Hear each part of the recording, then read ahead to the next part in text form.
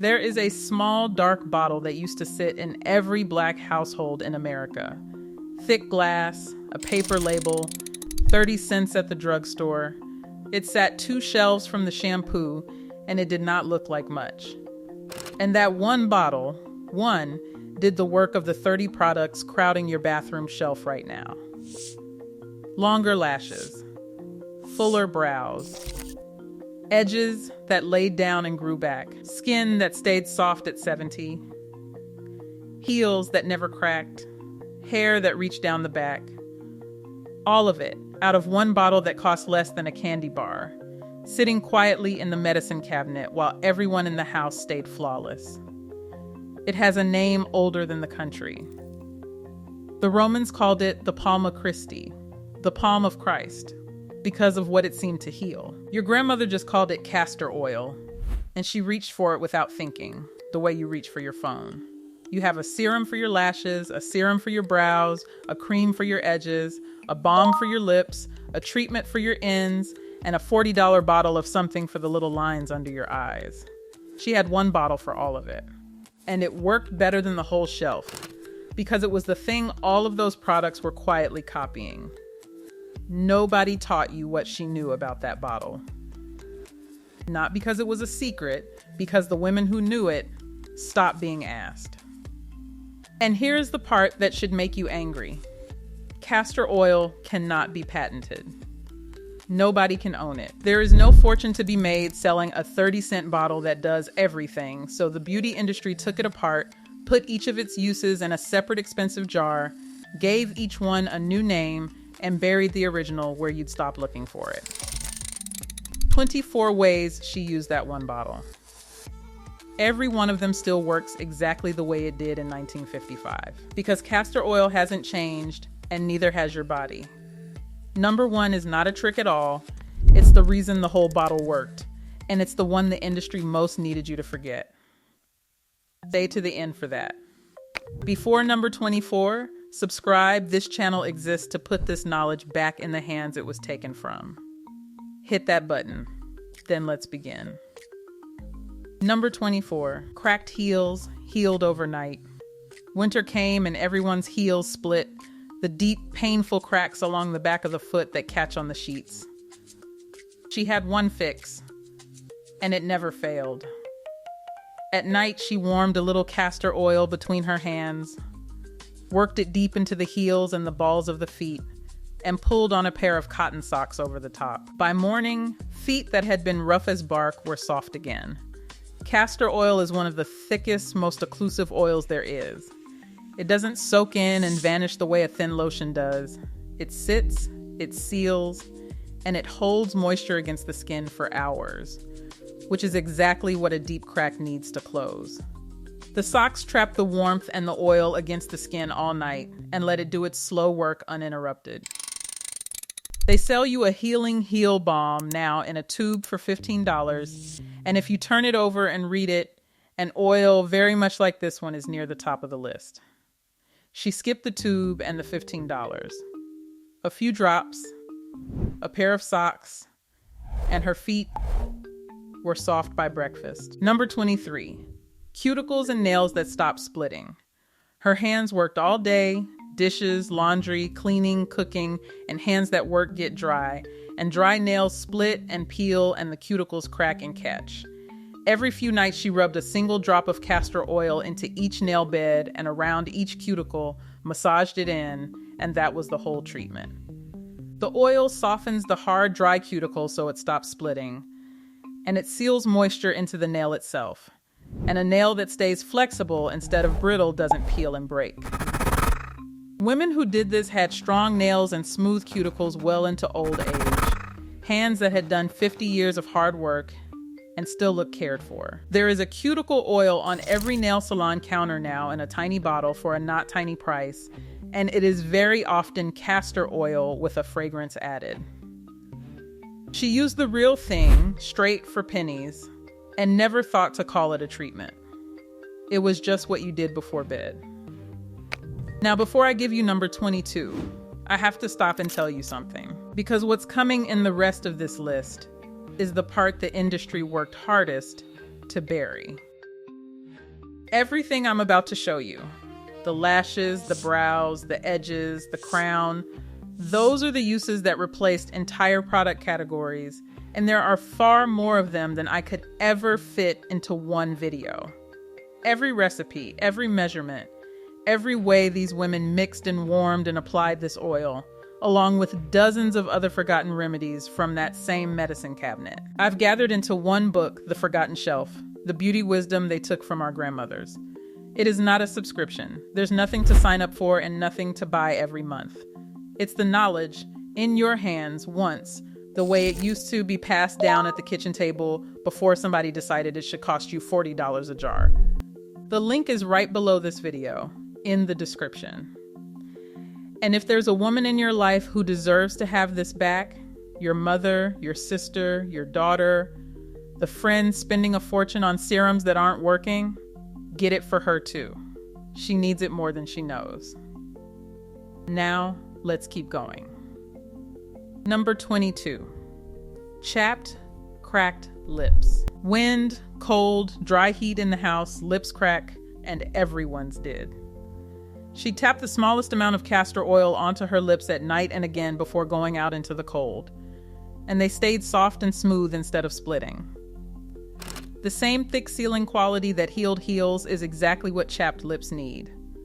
Lips have almost no oil glands of their own, so they dry out faster than any other skin on the face, and they need something that seals and stays.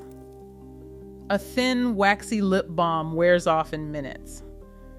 Castor oil sits and holds, and it carries a natural anti-inflammatory quality that calms the soreness of a lip that's already cracked. It also left a soft, natural shine, which is exactly why it turns up in half the lip glosses on the market today. Doing the same two jobs it did on her lips 70 years ago, sealing the moisture in and catching the light. She got the gloss and the healing from one bottle. You're buying them separately. Number 21, ashy elbows, knees, and knuckles. The dry, gray, ashy patches that show up on elbows and knees and knuckles, the ones a thin lotion covers for an hour and then gives up on. She handled with a dab of castor oil worked in hard. It didn't just mask the ashiness for an hour, it stayed, and the skin underneath actually softened and stopped flaking.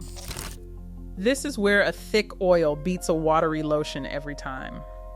The ashiness on elbows and knees is dry, thickened, dead skin that a light lotion can't hold moisture against long enough to fix. Castor oil forms a seal that stays put through the day, so the skin has hours to drink it in and repair. A little went a long way, and a long way is exactly what those stubborn spots need. The body butter industry sells this fix now at $20 and $30 a jar, whipped up with fragrance and a pretty label. The active idea inside it is the oil she already had. Her elbows were smooth at $60 for the price of a few drops. Number 20, the tired eyes and the fine lines beneath them. The thin, delicate skin under the eyes is the first place a hard week shows and the first place the fine lines set in. A tiny dab of castor oil patted gently under each eye at night with the light touch of a ring finger, never rubbed, never dragged. Kept that skin soft and slowed those lines from settling. The skin under the eye has almost no oil of its own, which is why it dries and creases before the rest of the face. Castor oil's thick, occlusive body holds moisture against exactly that skin through the night, and its natural anti-inflammatory quality softens the puffiness and the tired, shadowed look of a long day. That fragile area stayed smooth and rested, looking for years. The eye cream is one of the most marked up little jars in all of beauty, $30, $40, $60 for a thimbleful, and castor oil sits quietly in a great many of them. She patted hers on for pennies with one careful finger, and her under eyes told a softer story than her age ever did. Number 19, stretch marks, before and after the baby. Through every pregnancy, she oiled the skin of her belly and hips, and she kept oiling it after. Castor oil worked in slow circles, morning and night, over the skin that was stretching and the marks that were trying to form. Nothing erases a stretch mark completely, and any woman who's been through it knows that. But skin that is kept deeply, consistently moisturized stretches with far less tearing underneath, and marks that do form fade softer and flatter when the skin around them stays supple instead of dry. The women who oiled through 4 pregnancies came out the other side with skin that told a gentler story than it might have. The stretch mark cream aisle is a small fortune now, jar after jar of it aimed at exactly this. She reached for the same bottle she used on her heels and her lips and her hands, because it was all the same job: keep the skin soft, keep it sealed, keep it whole. Number 18, old scars and marks, softened over time. A burn from the stove, a scar from a fall. A dark mark left behind by a healed blemish. She'd work castor oil into it, night after night, for weeks. She wasn't expecting a miracle overnight. She was patient, and patience is exactly what old marks require. Massaging oil into a scar does 2 real things. It keeps the tissue soft and pliable instead of hard and raised, and the massage itself, done nightly, helps break down and flatten the scar tissue underneath over time. A scar kept oiled and worked stays softer and fades further than one left dry to harden. It was slow, and it was cheap, and it worked because she stayed with it.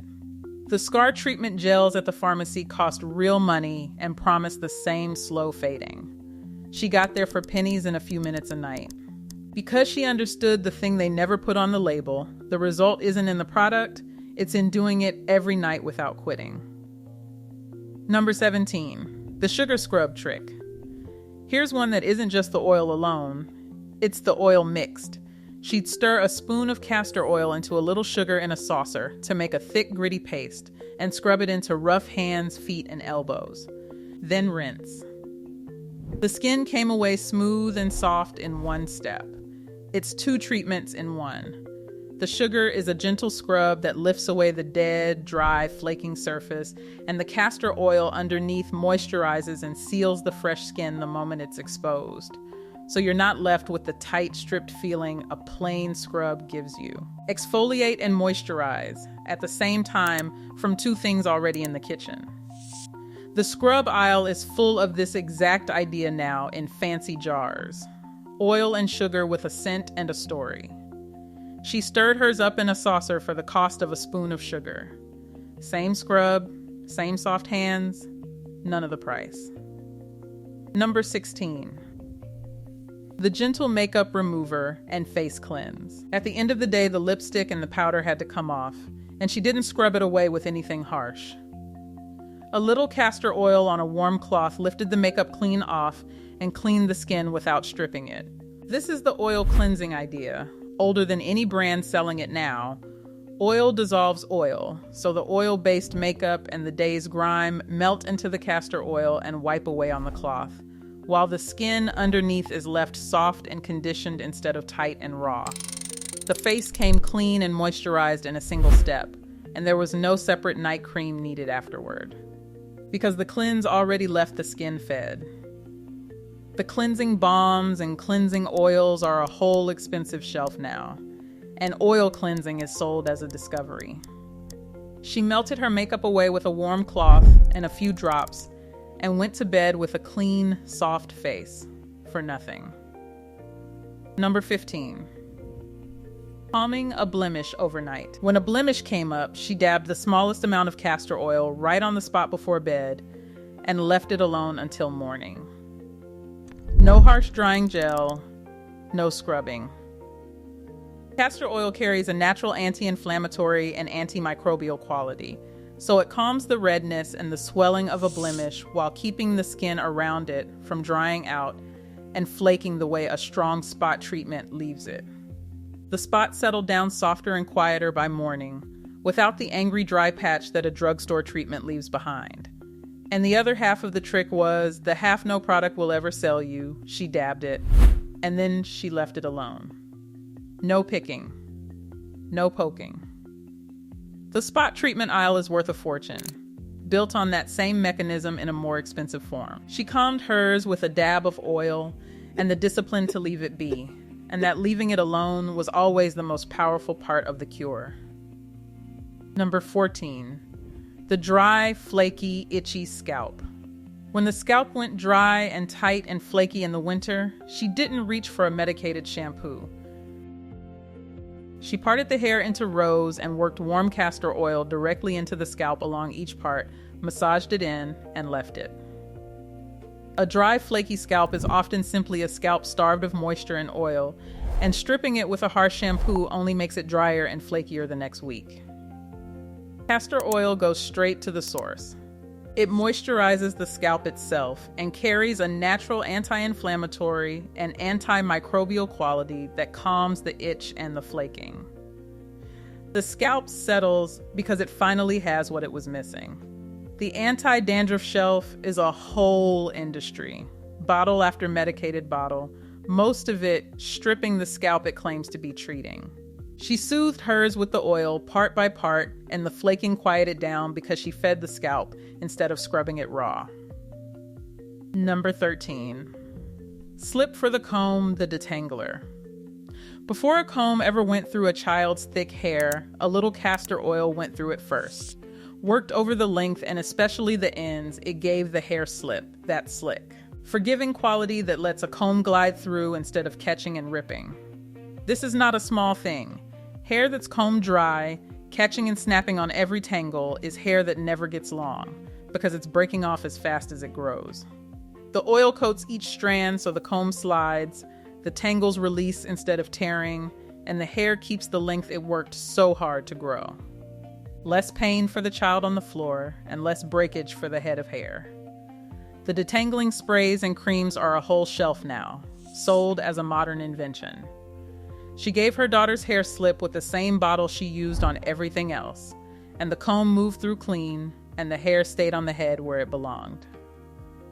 Number 12. Sealing the split ends. The ends of long hair are the oldest, driest, most fragile part, and left bare they split and fray and break, and the length disappears from the bottom. She rubbed a little castor oil into just the ends, daily, sealing them. The oil coats the frayed end of the strand and seals it, holding the split from traveling further up the hair shaft and protecting the fragile tip from the dryness and friction that break it off. You cannot unsplit an end, but you can seal it and stop the damage from climbing, and stopping the breakage at the ends is how hair finally holds its length. It was the difference between hair that grew and hair that only seemed to stay the same length forever. The split end sealer and bond repair bottles are $25 and $40 now. She sealed hers with a few drops on the ends before bed, and her length crept down her back a season at a time because nothing was snapping it off at the bottom. Number 11. The hot oil treatment. Once a week or so, this was the deep treatment. She warmed a small amount of castor oil, sometimes cut with a little coconut or olive oil so it wasn't so thick, worked it through the whole length of the hair, wrapped a warm, damp towel around her head, and sat with it for 20 minutes while she read or listened to the radio. The warmth is the trick. Heat lifts the outer layer of the hair shaft just enough to let the oil penetrate deeper than it ever could cold, so the treatment reaches inside the strand instead of just coating it. Castor oil's thick, nourishing body strengthens the hair from root to tip, and the whole head came out heavier, softer, shinier, and far less prone to breaking. If you're finding this useful, and there's a woman in your life who'd want it too, your mother, your sister, a friend who's tried every bottle on the shelf, take 1 second and hit the like button right now. It puts this video in front of her. She needs it more than she knows. Then stay, because the closer we get to number 1, the more buried these tricks become. The salon calls it a hot oil bonding treatment now and charges $40 for it. She did it at her own kitchen table with a pot and a towel, and her hair thanked her for it every single week. Number 10. The last step, sealing the moisture in. Here's the trick almost everyone gets backwards, and the women who knew it never did. Castor oil does not moisturize hair by itself, it's a sealer, not a water. So she applied it last. Water or a water-based cream first to actually moisten the hair, and then the castor oil over the top to lock that moisture in. This is the whole secret of hair that stays soft for days instead of drying out by afternoon. Oil on top of water traps the water inside the strand, where it keeps the hair supple and flexible and unbreakable. Oil on dry hair alone just sits there. The order is everything, and the women who sealed with castor oil in the right order had hair that held its moisture all week long. They've turned this into an acronym and a whole product line now, a different bottle for each step. She did it with a spray of water and the same castor oil she used for everything, in the right order, and her hair stayed soft from wash day to wash day. Number 9, laying the flyaways and finishing the style. Not every use grew hair, some just finished it. Once the style was set, a tiny bit of castor oil smoothed over the top laid down the flyaways and the frizz, tamed the little hairs at the edges that wouldn't behave, and gave the whole head a soft, healthy shine. Because it's thick and it seals, a very small amount tames the frizz that humidity lifts and holds the style smooth all day, while the shine it leaves is the strand itself catching the light, not a spray-on coating sitting on top. The edges laid, the frizz gone, the hair polished, the finishing touch before she walked out the door. They sell smoothing serums and shine sprays and edge control for this now. A different little bottle for each. She smoothed, laid, and shined with the one bottle she already had and walked out the door finished. Number 8. The roasted cousin, Jamaican black castor oil. Not all of it came in the clear bottle. Some households kept the dark, smoky kind, Jamaican black castor oil, where the beans are roasted and the ash is left in, giving it a deeper color, a toasted smell, and, many swore, more power. It came up through family, through the islands, through the network of women who knew. The roasting and the ash give it a slightly different character. A little more clarifying on the scalp, a little richer, and generations of women reached for it specifically for the hardest jobs, the thinning edges, the bare spots, the scalp that needed waking up. Whether it truly outperforms the clear kind or not, the ritual around it was real, and the results women got were real. You'll pay a premium for a little bottle of it in the natural hair aisle today, with a story printed on the label. The women who used it first got it passed hand to hand and used it on the toughest cases because they trusted what it did. Number 7, fuller eyebrows. Brows thin with age, with overplucking, with time, and hers didn't, because a few nights a week she ran a clean fingertip of castor oil along each brow before bed and left it overnight. The same circulation stimulating, follicle feeding quality that castor oil brings to the scalp works on the fine hairs of the brow. Fed follicles hold their hair and grow it back fuller, and a brow that's conditioned instead of dry doesn't shed and thin the way a neglected one does. Women who did this had full, strong brows into an age when everyone else's had faded to a pencil line. There is a brow growth serum for $30 and $40 on every beauty counter now, and if you read the ingredients, you will find this oil sitting right near the top. She grew hers back for pennies with the bottle already in the cabinet. Number 6, longer, thicker lashes. This is the one that stops people. Every night, the barest coat of castor oil brushed along the lashes. A clean spoolie or a fingertip, the smallest amount, taking care to keep it out of the eye. After a few weeks, the lashes were noticeably longer, thicker, darker at the base. The mechanism is the same as everywhere else on this list. Castor oil conditions the lash so it stops breaking off short, and it supports the follicle so the lash grows longer before it sheds. Lashes that aren't snapping off and are growing to their full length look dramatically fuller. No glue, no falsies, no serum with a warning label. The lash growth serum is one of the most expensive little bottles in all of beauty now. Some of them running past $100, some with side effects printed in fine print. She got long lashes from a 30-cent bottle and a steady hand at the mirror. The industry didn't invent the idea. They put a price tag on hers. Number 5, The warm cloth on an aching belly. Not every use was about beauty. When a stomach ached or a body was worn down and tense, she'd warm castor oil, soak a soft cloth in it, lay it over the belly, and rest a warm towel on top, and lie still with it for a while in the quiet. This is one of the oldest comfort remedies there is, passed down for generations long before anyone printed it on a wellness website. What it gave was warmth and stillness, and the simple soothing of a warm compress on a tired body at the end of a hard day. It was rest as much as remedy. A woman taking 20 minutes to lie down and be cared for, even if she was the one doing all the caring. You'll see castor oil packs sold as a trendy wellness kit now, with a fancy wrap and a fancy price. Hers was a cloth and a warm towel and a quiet room. Check with a doctor for anything that actually ails you, but the comfort of that warm cloth, she came by honestly, for the price of nothing. Number 4.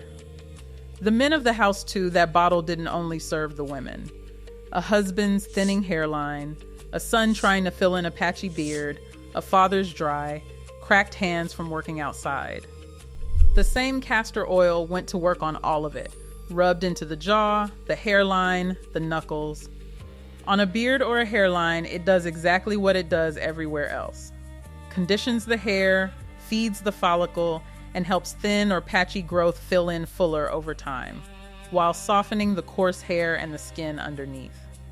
The men in these households had strong hairlines and full beards and working hands that stayed whole, and not one of them ever bought a beard growth kit. That whole category is a booming business aimed at men now. Oils and balms and serums with rugged labels. It's the same bottle from grandmother's cabinet, repackaged for a different customer. One oil, the whole family, every job. Number 3, the crown. Waking up a thinning part. When the hair started to thin at the part or a spot at the crown went sparse, she didn't hide it in hope. She went at it directly. Warm castor oil worked into that exact spot with the pads of the fingers, massaged in slow circles for long minutes, several times a week. 2 things happened at once. The oil fed the follicles in the thinning area, and the massage drove blood flow to that spot. And blood flow to a follicle is food to a follicle. A thinning crown that gets fed and stimulated instead of ignored can fill back in, slowly, over months. It took patience, and it took consistency. But the women who worked their thinning spots this way often watched them come back. The scalp treatment for thinning hair is a serious industry now. Drops and serums running deep into the double digits. She massaged hers back to life with the bottle from the drugstore and 10 patient minutes several nights a week. Number 2. The edges and the hairline. The one they buried deepest. This is the use most closely tied to that little bottle, and the one the industry most wanted forgotten. The fine, delicate hair at the edges and the temples, the first to thin, the first to break, the first to go from tight styles in time. She kept full her whole life with castor oil. Worked gently into the hairline every night. Nowhere does castor oil's follicle feeding, circulation boosting nature matter more than at the fragile edges, where the hair is finest and the loss shows first and cuts deepest. Fed, conditioned, and handled gently, the edges hold, and edges that have thinned can, with patience and nightly oil, come back. Full edges at 60 were not luck. They were 30 cents and a nightly habit. The edge growth bottles are their own aisle now, a small fortune promised on a big problem. The answer was sitting in her medicine cabinet the entire time. She laid her edges and grew them with the same oil she used for everything else, and they never went anywhere. When I started pulling this together, I expected to find that these women had some secret we'd lost, some rare ingredient, some technique too complicated to survive. That is not what I found. What I found was one cheap bottle and a set of patient hands. Not one trick on this list required a laboratory, a subscription, or a single specialty product. It required castor oil, which has not changed in 1,000 years, and the willingness to use it every night without quitting. That's it. That's the whole secret. And here is why it was buried. You cannot patent castor oil. No company can own it, corner it, or mark it up the way they mark up the serums. A 30-cent bottle that grows lashes and brows and edges and heels and lips and hands is a catastrophe for an industry that needs you buying a different jar for every one of those things. So they took the one bottle apart, sold you its uses back one at a time at $40 each, and let the original disappear to the bottom shelf where you'd walk right past it. They didn't improve on what she had. They divided it, renamed it, and marked it up 100-fold. Number one is where that lands hardest. Number one. It was never the bottle. It was the ritual and the woman who handed it down. This is not a trick. It is the thing that made all 24 of them work. Castor oil does nothing sitting in the cabinet. Every single result on this list, the lashes, the edges, the crown, the soft skin, the healed heels, came from one thing and one thing only, doing it consistently, night after night, for weeks and months and years, without expecting a miracle by Friday. The women who got these results were not the women who bought the best product. They were the women who showed up at the mirror every night with the same cheap bottle and put in the 10 minutes. The oil was never the magic. The consistency was the magic. The oil just made the consistency cheap enough that anyone could afford to keep it up forever. And she did not figure it out alone. The bottle and the knowing of how to use it came down to her from her own mother and her mother's mother, at a bathroom sink and a kitchen table, which spot on the scalp, how warm to make the oil, how gently to work the edges, how long to leave it on. She sat her own daughters down and put the bottle in their hands and showed them, the way she'd been shown, an unbroken line of women passing one small dark bottle and everything it could do, hand to hand. Generation to generation. That is what was taken. Not the castor oil. You can still buy the castor oil tonight for a few dollars. What was taken was the line. The industry stepped into the space between the mother and the daughter and said, "You don't need her old bottle and her old ways. You need our new serums. A different one for every problem." And the bottle slid to the back of the cabinet, and the nightly ritual went quiet. And 1,000 years of knowing what one oil could do began to disappear one bathroom at a time. That woman grew old with long hair and full edges and soft hands and lashes she never had to buy.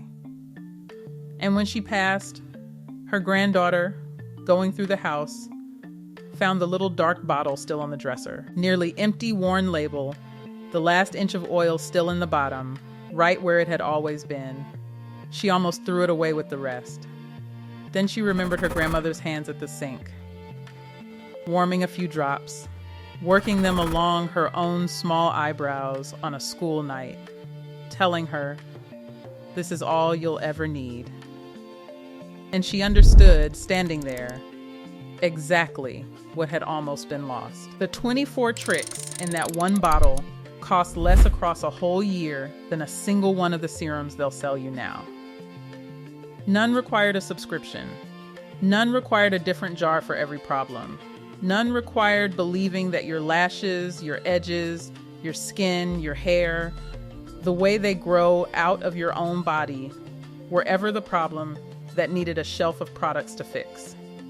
What changed between her bathroom and yours was not what the body needs. That has not changed in 1,000 years.